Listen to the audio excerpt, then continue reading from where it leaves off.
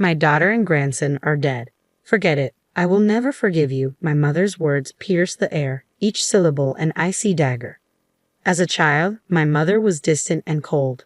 I never warmed up to her. When she uttered those words over the phone, my husband's distress was palpable. Maybe you're not lying. I don't mind. Because if you are, you'll be in trouble. Her voice took on a sinister tone, chilling me to the bone. I could almost picture her smirking on the other end of the line. Good. Shall we go then? I think we are the ones who are really in trouble. I managed to respond before she hung up. My name is Lily, a 33-year-old office worker. I met my husband, Keigo, through my grandmother, who attends a tea ceremony class. I wasn't keen on meeting him. He was the grandson of someone from the class. But my grandmother insisted, saying, "Lily, please meet him just once." Reluctantly, I acquiesced. Approaching 30, I knew marriage was inevitable. To my surprise, Keigo and his family were genuinely kind. After a year of dating, I married Keigo. His family, with their prosperous business, was worlds apart from my humble upbringing. My friends and colleagues envied me, calling me spoiled. I was right that you two would get along, my grandmother beamed proudly. Keigo's family included his parents and grandmother, though his brother had passed away. Keigo had never lived alone before marriage, so his domestic skills were lacking.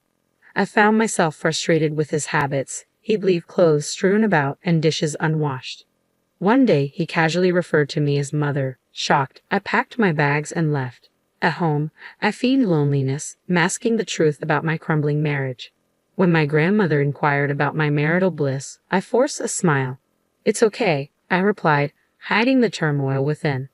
But deep down, I knew the root of my unease. My mother. She had always been intimidating, casting a shadow over my childhood.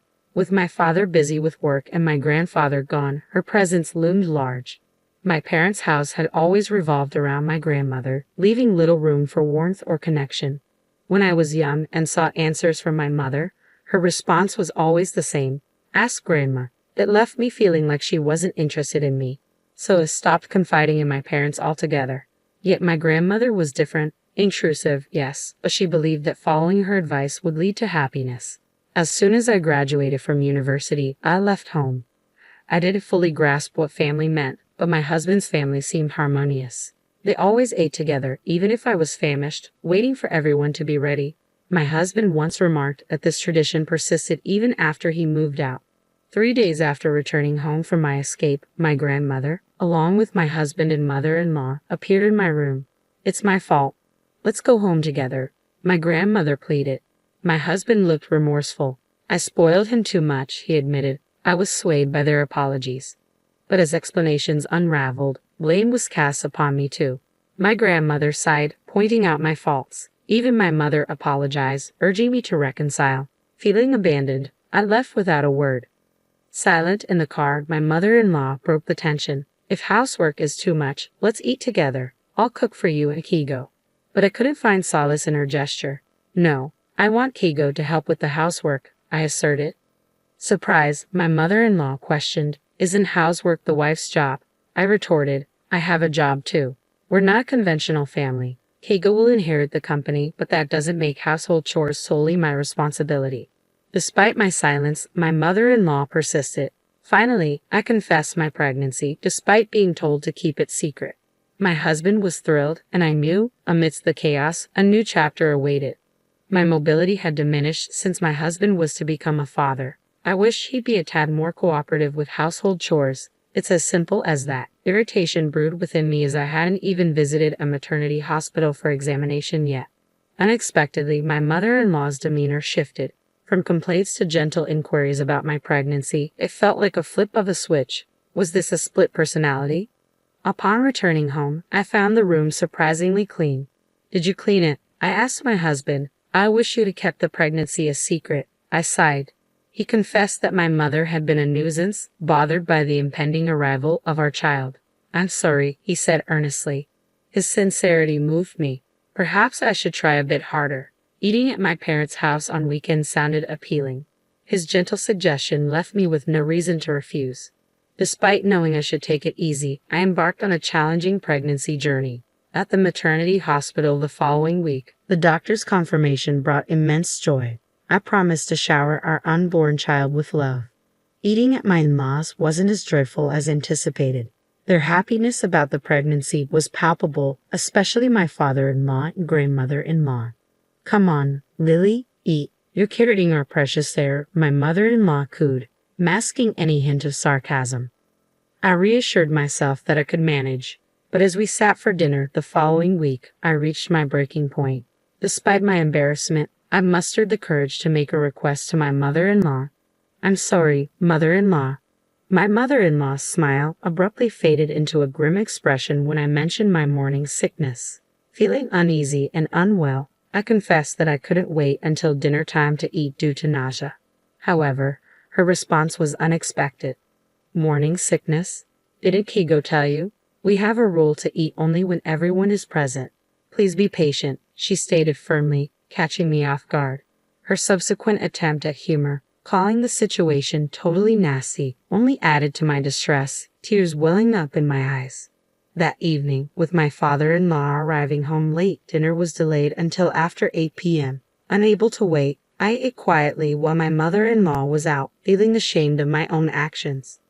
Later, when I returned home, exhausted, my husband chided me for being greedy at my parents' house. My attempt to explain my morning sickness fell on deaf ears. Well, I'm a man, so I don't understand, he concluded dismissively. Overwhelmed with anger and speechless, I ceased visiting my in-laws. Instead, I feigned illness to avoid facing the discomfort and humiliation again. Each day, grappling with the weight of morning sickness, I longed for relief while cherishing the growing life within me. Despite my father-in-law and grandmother-in-law's gentle reminders to take it easy, my mother-in-law's relentless insistence on my presence became a source of stress. Her incessant calls only worsened the situation, leaving me with a pounding headache. In the midst of my discomfort, I couldn't help but wonder why Keigo was the only one visiting my parents' house. The pressure from my mother-in-law weighed heavily on me, pushing me further into isolation. I have severe morning sickness, I sighed, hoping for some understanding. Ha, again? I guess that means you're feeling good, my mother-in-law quipped, her tone light. Feeling dismissed, I retorted, yes, even though I look sick. No one sympathizes with me. Just because you didn't have morning sickness doesn't mean everyone else is fine. Apologizing for the bad signal, she hung up. Frustrated, I packed my things and returned to my parents' house, entering the second half of my pregnancy. When I mentioned to my husband about wanting to stay home early, he casually brushed it off. Despite frequent calls and messages, I ignored them, feeling overwhelmed. Even my grandmother, usually gentle, expressed her displeasure, refusing to offer assistance. Despite the strained relationship with my in-laws, one silver lining was more time with my mother. Confiding in her, I revealed the tension with Keigo and his mother. Keigo's indifference towards household chores and occasional outbursts left me scared and isolated. When I approached my mother-in-law, she urged me to be patient, even after I showed her a bruise from one of Keigo's outbursts. Now, contemplating divorce after the baby's birth, my mother listened in silence, her expression stern. Yes, I understand, she finally replied. With just one word, I responded to the chaos unfolding around me. Eventually, I gave birth to a healthy baby boy. When labor pains struck, I reached out to my husband, but his cold response left me feeling faint. I can't go, I'm busy with work. Just let me know when you're discharged, he said, indifferent to the impending arrival of our child. His callousness fueled my anger, so when the day of discharge arrived, I chose not to inform him, and strangely, he didn't reach out either. As I made my way back to my parents' house, my phone rang. It was Keigo, demanding to know why I hadn't returned home yet. His voice, filled with frustration, echoed through the room. Silent shock engulfed me when my mother uttered her unforgivable words. My daughter and grandson are dead. Forget it, and I will never forgive you. It was outrageous. Then, a voice, unfamiliar yet somehow familiar, spoke nearby. It was Keigo's mother. Accusations flew, and my body trembled with disgust. My mother intervened, suggesting we involve the police to address the abuse I had endured. With a firm hand, she ended the call and enveloped me in a tight embrace, offering the comfort I desperately needed. It was the first time my mother had hugged me in such a way, and in that moment, I felt an overwhelming sense of relief knowing she was by my side. As I watched my son sleeping peacefully with my mother, my grandmother returned, her footsteps echoing loudly. What the hell? You're still alive, she exclaimed, her frustration evident. A call from Keigo's mother had stirred her ire, and now she demanded an apology. Reluctantly, we accompanied her back to the in-laws' house. But upon arrival, tension hung thick in the air. My mother-in-law and husband greeted us with cold stares. "Oh, isn't he our cute heir?" my mother-in-law cooed, reaching for my son, but I recoiled involuntarily. "Don't touch me," I snapped, surprising myself. An argument erupted when my husband dismissed my concerns about divorce. His fear was palpable, faced with the possibility of separation. My mother-in-law's accusations only added fuel to the fire. "You should apologize. The police are exaggerating," my husband insisted, but I stood my ground. Amidst the chaos, my mother's silence spoke volumes. "Which one is crazy?" she challenged, glaring at my grandmother. Suddenly, a commotion from outside interrupted the confrontation. Keigo's grandmother arrived, her presence commanding attention. With cold eyes, she admonished her daughter and grandson for their behavior. In that moment, realization dawned. Keigo's obsession with the family business had blinded him to my struggles. His grandmother's words struck a chord, prompting apologies from both my husband and mother-in-law. As the tension eased, Keigo's grandmother turned to me.